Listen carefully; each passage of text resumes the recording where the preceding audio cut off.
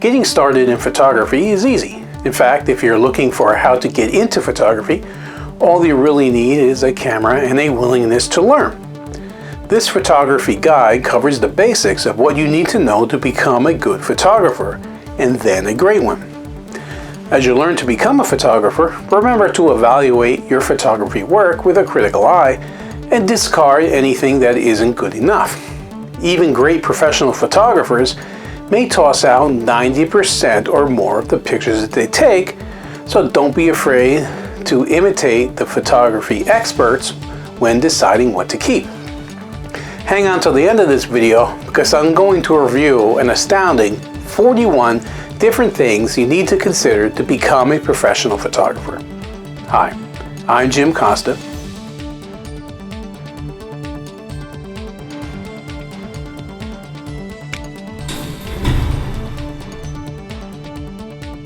I'm a full-time working photographer, video producer, video editor, and technology pro, but you can call me a dadographer.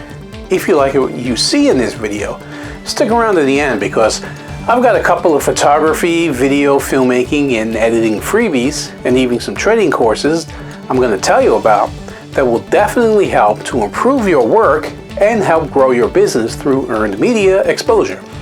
And remember, I welcome your comments, questions, and more on all of my videos. An important note, I've done longer and more detailed videos on many of the topics in this video, and I'll put links to those videos in the description below so you can watch them and learn more about those topics after you finish watching this one. Here are the basic things you should know to get into photography. While you can get started as soon as you have a camera, these photography principles will help you to find your place as a photographer. Number one is expanding your knowledge.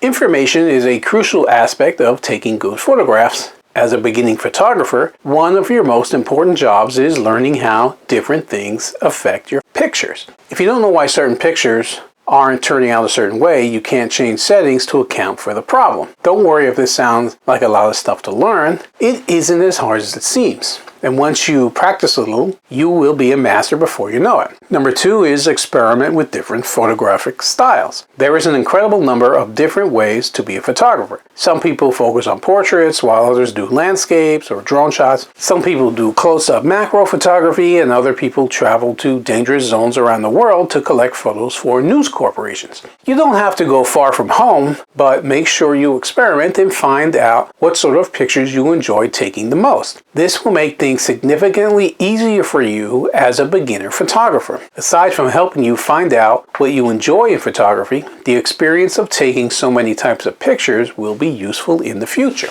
Number three, you need to invest in photography for high quality images.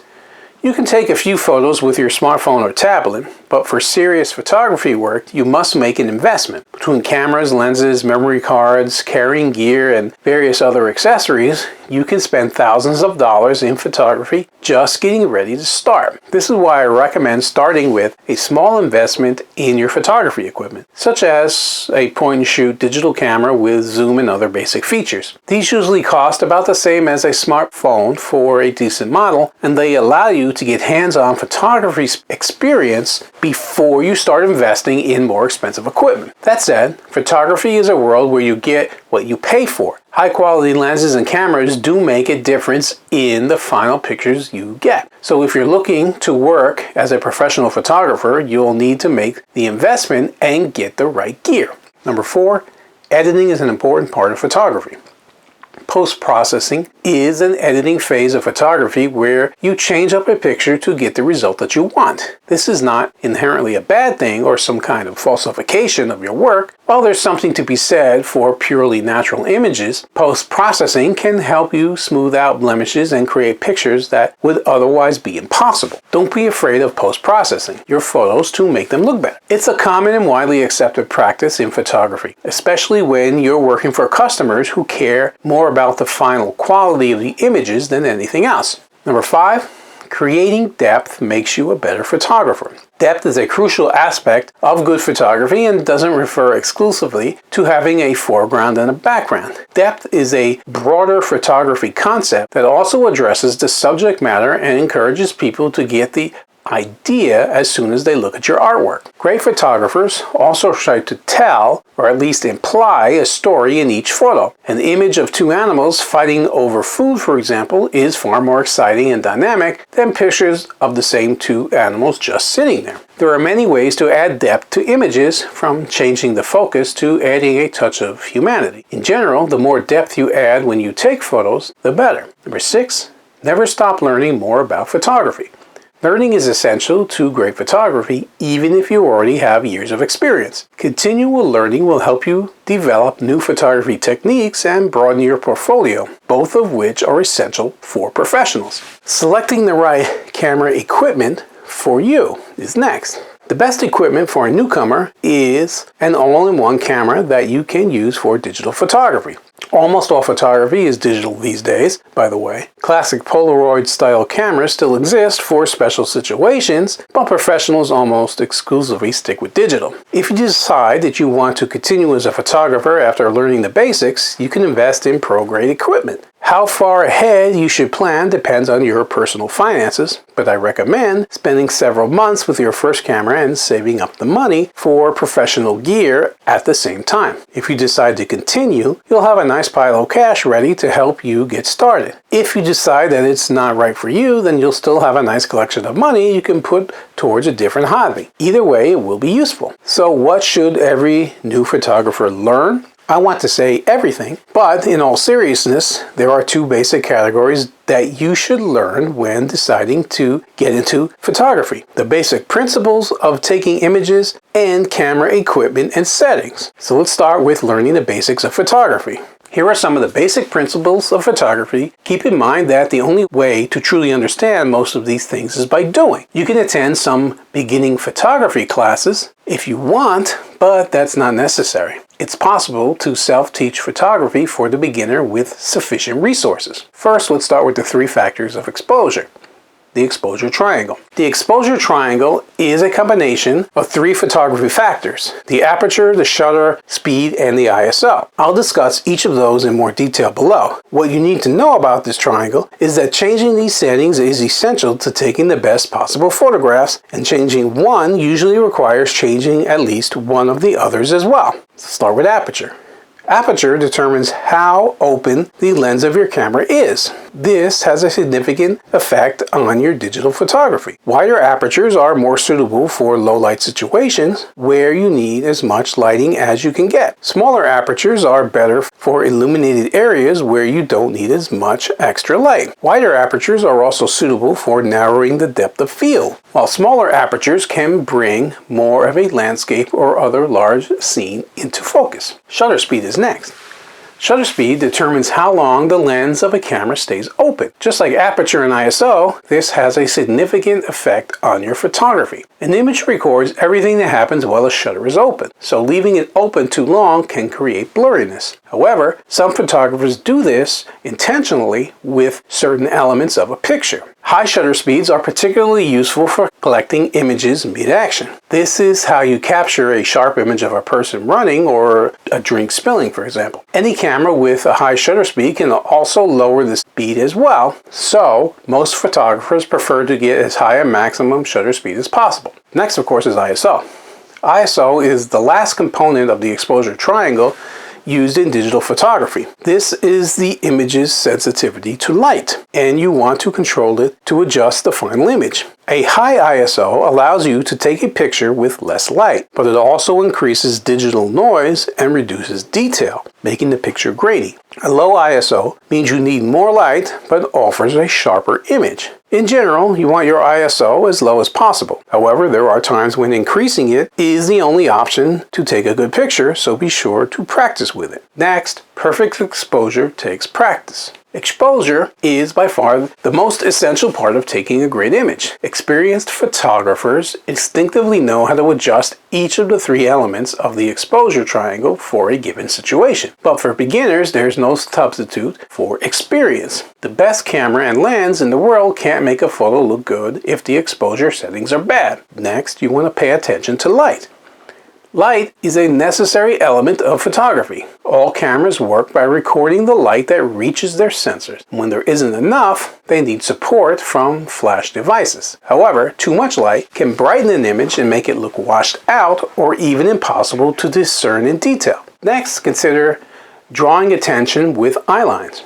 Eye lines, sometimes known as leading lines, are elements of composition that photographers use to draw attention to the main focus of the image. You can think of these as supporting elements for the visual weight, as I've described above. Eye lines are more useful in pictures without a particularly noticeable focus, such as a single bright spot of color, for example. Remember the rule of thirds. The rule of thirds is the idea that photos should be divided with 2 horizontal and 2 vertical lines, and particularly important elements should be centered on one of the 4 intersections created by the lines. This rule is so common in photography that many cameras can display a 9-square grid on their visual areas, such as the screens, to help you manage it. Like all rules of composition, you can break this guideline when necessary, but it does help produce great photographs. I recommend following this rule strictly until you have at least several weeks of experience. Next is understanding the importance of visual weight. Visual weight defines the ability of something in a photograph to draw the eye. For example, a single bright red candy on a black background has a lot of visual weight because people immediately focus on it. Photographers can add visual weight to an image by using lines, colors, or other elements as needed. Pictures do not require visual weight, but adding some helps create more of an impact on the user. Remember, you don't always have to capture visual weight within your initial photograph. You can sometimes add it in post-processing, and that may be easier than trying to manipulate every real-world variable of your photography. Next, consider triangles in your composition. Triangles are an element of composition that photographers can use to create a sense of stability and harmony within the image itself. Triangles are generally seen as balanced shapes, even if they're not symmetrical. Having a clear shape within the image itself tends to create a better result. Triangles can be many things, ranging from light sources visible in the image to implied triangles created by multiple subjects within the image. Between this and the rule of thirds, the idea of having 3 of something in pictures comes up a lot in photography. Nobody's quite sure why this is true in photography, but it is. Next is finding the right balance. Balance in photography is a technique that focuses on giving 2 or more subjects equal weight within an image. Many pictures use eye lines and visual weight to highlight a primary subject, but there are times when you want to avoid this. For example, families asking for photographs may want everyone in the image to be given equal value when people look at the picture. Achieving balance in an image takes practice, so photographers often start with single focus images before moving on to multi-focus images. Next are elements of your composition. Composition consists of various elements in a picture that help it stand on its own merits as a work of art. Elements of composition can include textures, colors, patterns, symmetry or asymmetry, depth of field, lines, curves, and many other potential aspects of the image. Photographs usually turn out best when 1 or 2 elements of composition serve as the focal points of the picture, while a good or even great picture could have more than this. It's difficult to have too many elements of a photo without making it look cluttered. Great photography usually minimizes such clutter. Now, if all this is making sense to you, but I've got it in the comment section below. Next is getting to know your camera. Up to this point, we've talked about what it takes to compose and take a photograph. However, taking a great image requires more than understanding what would look good. It also requires understanding your camera and its many settings. When learning how to get into photography, this is just as important as the basic principles of photography. So let's consider them. We'll start with metering modes. Metering modes evaluate the amount of light entering your camera and determine whether or not it is suitable for the images you want to take, by telling you if you need to raise or lower the light, which can often be done by changing the exposure triangle settings. These modes help you to ensure that you take fantastic images every time, near and far or depth of field. The depth of field is the distance between the closest and the furthest objects in the image that need to be sharp. Having two subjects about 5 feet from each other is very different from, say, having one person right in front of you and a mountain several miles away. Next is understanding brightness with histograms. Histograms are a type of graph that shows you how much brightness is distributed throughout your image. Most images should have an arch-shaped histogram without too much in the way of black or white extremes. If there are unusual dips or shapes, it could mean that you're missing detail in the final picture. Traditional arch shape is not always appropriate, however. For example, if you're taking low-key photographs, which are usually black and gray with a dark or black background, your histogram will be slanted heavily towards one side or the other. Knowing what the histogram should look like is the most important part of interpreting it. Histograms are essentially an advanced aspect of photography, but the sooner you master them, the more helpful they will be. Next are commonly used shooting modes.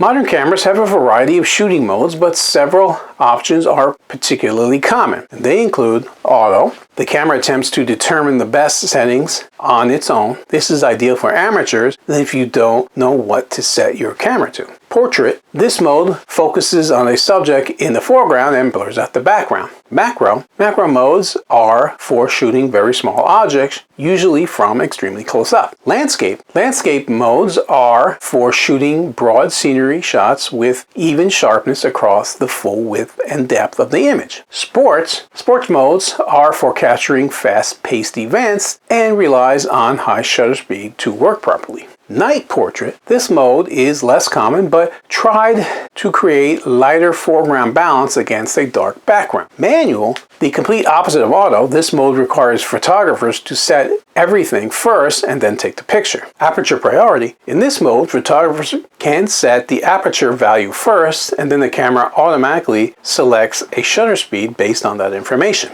TV mode. The opposite of aperture priority, this mode selects the shutter speed first and then the camera selects the aperture. Amateur photographers often start with auto, portrait, and landscape modes before experimenting with other shooting modes. Not all cameras have all modes, so consider which types of photographs you want to take before getting a camera. Next is adjusting color and quality with white balance. White balance helps adjust for the color and quality of light entering the camera. The human brain is exceptionally advanced at processing color, and it goes so far as to create colors to fill in the gaps where it thinks they should be. Mechanical devices like cameras can't do this on their own, so they need to do extra work to balance out how the colors of light appear. Next is zoom level or focal length.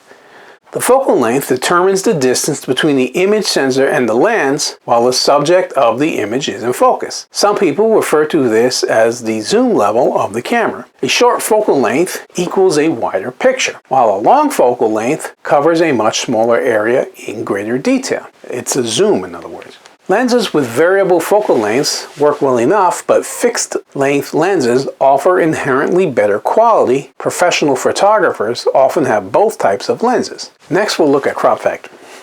Did you know that cameras capture circles of information rather than rectangles? The actual size of this circle is its field of view. Crop factor describes how much of the circle a camera will capture compared to 35mm film sensors, which used to be the main style. Full-frame cameras have a wider field of view and are better for landscape photographs, while highly cropped cameras are better for narrow subjects and rapid action. Neither is inherently better overall, as they work in different situations. Some cameras allow you to adjust their crop factors. Protection with polarizing filters.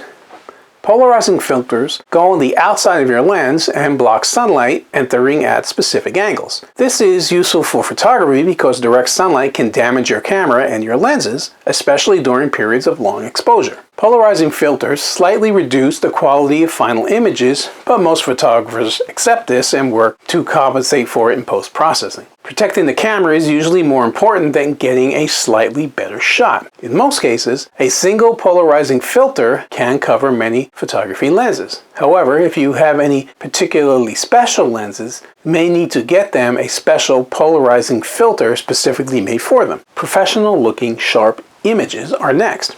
Taking sharp images is the type of thing that separates amateurs from professionals. To get a great image, you need to adjust the exposure triangle and determine where everything in your shot will be, then select the shooting mode, metering, depth of field, white balance, and focal length to get everything just right. I could write every type of guide imaginable for each of these factors, but honestly it's better to get out there and start experimenting with all of the settings on your camera. When you start adjusting each setting individually and see how it affects the type of photos you take, you'll have a much better understanding of how adjusting them can sharpen future images that you take. Next is a 50mm lens, known as the Nifty 50. The Nifty 50 is a 50mm lens with an aperture speed of at least f1.8. These are affordable, simple lenses that are good at both street and portrait photography, which makes them ideal for new photographers, unless you want to focus exclusively on wide-angle shots like landscapes. I recommend making one of these your very first lens purchases. Observe your environment. Now that you know more about your camera, let's review a few of the other details about photography that you need to know. First, study your environment before you start taking photographs. Once you know the type of environment you're in, you can start adjusting the settings and composing your photos. What's your niche and personal style? Similarly, as an amateur, it's important to find out what type of photos you enjoy taking. Many photographers have a personal style, that is, they have a type of photograph that they excel at taking and they really like doing it. Once you know what types of photos you enjoy, you can spend more time learning how to take great photos in that specific category. You don't have to limit yourself to one niche, but it helps to study just one area at a time and get really good at it before you move on. Chances are you'll throw away hundreds of pictures, but once you've mastered one type of photography, you'll have the experience needed to master the other types much quicker. Next, take editing tips from the pros.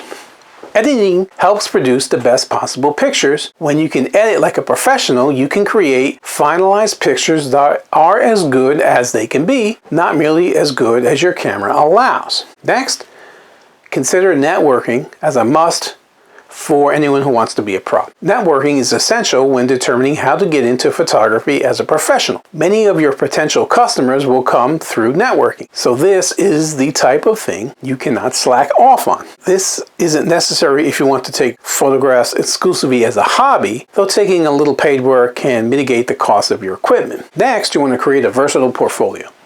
A portfolio is a collection of your best photography work, and it's the type of thing every great photographer has. This is one of the things that will convince potential customers to hire you. Limit your portfolio to 8 to 12 pictures, ideally of different subjects and styles. Next, consider choosing your photography career path. As a beginner photographer, you can pick almost any career path if you work hard enough. By contract, for example, contracted photographers are essentially the top of the field. In this role, your full-time job is to provide photography services for your employer or your clients. This could range from traveling with a news crew to taking professional photographs at events. Contracted photographers usually have many years of experience in photography and own a wide variety of cameras and other camera accessories. Working out of a home studio would be next. Home studios are for taking pictures solely within the confines of your house. This is useful for several different types of businesses, including makeup and fashion artists who want to demonstrate using specific products. Many people with home studios don't focus exclusively on photography as a career. It's also a way that a lot of people get started. Next, of course, is freelancing. Freelancing photographers work independently to find customers looking for photography services. This isn't as stable as contracted work, but with sufficient networking, it's possible to earn a living exclusively from photography. My question of the day is, why do you want to become a photographer? Leave a comment below and let us know. If you found the information in this video useful, I'd love to hear about it from you. If you liked it and want to see more videos like this, then follow my YouTube channel, Jim Costa Films. If you think what you saw was great, please like it. If you have an opinion, feel free to comment below. If you know someone who could benefit from the information that I provided, please share the video. You can connect with me and my company, jimcostafilms, on social media and online, on Facebook, Instagram, Twitter, YouTube, and the web by searching for jimcostafilms. In fact, I currently have over 4,400 videos on my YouTube channel, jimcostafilms, so feel free to check out many of my other videos for great tips and suggestions. Thank you for sticking around this far. I mentioned at the beginning about some freebies and training. As a professional video producer and photographer, I've created an absolutely free cheat sheet for you on all the best camera settings to shoot video with your DSLR, mirrorless, or video camera that will show you the setting that will allow your photos and particularly your videos to shine and stand out from the competition. The link to get that cheat sheet is just below in the video description. Best of all, my cheat sheet specializes in shooting video with any type of camera. In it, you'll find all of the info you need on important video techniques such as white balance, color temperature, frame rates, and more. I've also created an editing training for Adobe Premiere Pro. My Quick Start training is designed to get you up and editing video in under 2 hours. It also includes over 100 tips, tricks, and keyboard shortcuts for video editors. When you get the training, I also include a cheat sheet of keyboard shortcuts that work on both Mac and PC that will certainly help to quickly improve your workflow and make it so you can edit much faster. Now, I'm also affiliated with Christina Nicholson, a fellow media veteran like myself, who helps businesses and entrepreneurs reach tons of their ideal customers or clients through the power of media without spending big bucks on advertising. I've worked with Christina and used her advice and training successfully, so I know from firsthand experience that it works great. The program Christina and I are now offering is called the Media Mentoring Program and will help you to take advantage of mainstream media so you can stand out from the competition because it's not something everyone has access to. Best of all, unlike paid ads and sponsorships, you can gain lots of exposure and credibility to become the go-to brand everyone talks about and wants to do business with without spending a fortune on advertising. I'll link to those cheat sheets and training courses in the description below. There's videos in the description on both courses that will give you an overview of how they can help you and links to get more information online. Finally, if you follow me for a while now, you may know that I have a private community of photographers, videographers, and filmmakers just like you on Facebook, where I share other pro tips and tricks. It's called Video Producers and Content Creators, and that's a separate private Facebook group only for people in those industries and not a public group like my Facebook business page. I love new members who want to share their work and also help others. You'll find a link to that group in the description below as well, so feel free to join it where you'll learn even more.